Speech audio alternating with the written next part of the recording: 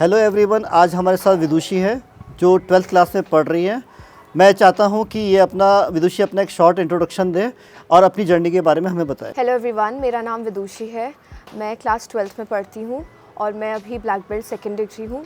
मैं पिछले 9 साल से कराटे सीख रही हूँ। तो विदुषी, जैसे आपने मुझे बताया कि आप 12th क्लास में हैं, तो मैं आपसे ये पूछना चाहता हूँ कि जब आप 9th क्लास में थी, 10th क्लास में थी, जब आपने 11th पास किया, इस जर्नी में मार्शल आर्ट ने आपकी मदद करी या आपकी पढ़ाई में वो बाधा बनी? मेरे लिए डेफिनेटली मार्शल आर्ट एक बेनिफिट रहा है शुरू से। 9th-10th में भी इवन दो जब बोर्ड्स के एग्ज़ाम चल रहे थे तो मैंने कराटे कंटिन्यू में रखे, बिकॉज मुझे ऐसा लगता है कि कराटे सिर्फ आपको फिजिकली बेनिफिट नहीं पहुंचाता है, ये आपको मेंटली भी काफ़ी फिट रखता है। एग्ज़ाम टाइम में जब आपके ऊपर काफ़ी प्रेशर होता है तो आपको एक ब्रेक की ज़रूरत होती है ताकि आप मेंटली थोड़ा अपने आप को रिलीफ कर पाएँ। तो कराटे ने मुझे काफ़ी बेनिफिट्स दी। पढ़ाई के साथ साथ अपनी इस ट्रेनिंग को कैसे मैनेज करते हैं, और आप क्लासेस भी लेती हैं, तो इन सब चीज़ों को कैसे मैनेज करती हैं? फॉर एग्ज़ाम्पल अगर हम 10th को लें तो इस समय काफ़ी लोगों को लगता है कि पढ़ाई के साथ हॉबीज़ मैनेज नहीं होंगी, लेकिन मेरे हिसाब से अगर आपका एक प्रॉपर टाइम टेबल रहेगा और आप स्टार्टिंग से अपनी स्टडीज़ को रेगुलरली परस्यू करेंगे तो डेफिनेटली आप स्टडीज़ के साथ अपना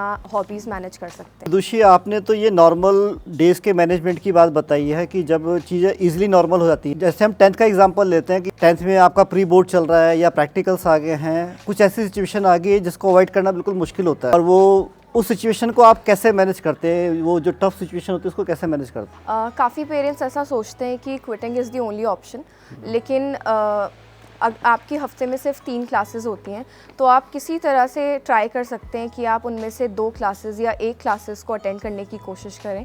इस तरह से आपकी हॉबी छूटेगी भी नहीं और आपकी पढ़ाई में भी कोई इफेक्ट नहीं आएगा। पर मेरा आपसे एक लास्ट क्वेश्चन ये है कि आप उन पेरेंट्स को कुछ सजेशन देना चाहेंगे जो अपने बच्चों की एक्टिविटी को सिर्फ इस डर से छुड़वा देते हैं कि उनके 10th या 12th में अच्छे मार्क्स ना आए? जो पेरेंट्स हैं वो अपने बच्चों पे पूरा ट्रस्ट रखें कि उनके बच्चे अपनी स्टडीज़ के साथ अपनी हॉबीज़ मैनेज कर सकते हैं, क्योंकि आगे जाके लाइफ में उन्हें कई ऐसे चैलेंजेस फेस करने पड़ेंगे जहाँ पे उन्हें एक समय पे कई सारी चीज़ें मैनेज करनी पड़ेंगी, और अगर उनका यही एटीट्यूड बना रहा तो वो आने वाले चैलेंजेस से कोप अप नहीं कर पाएंगे।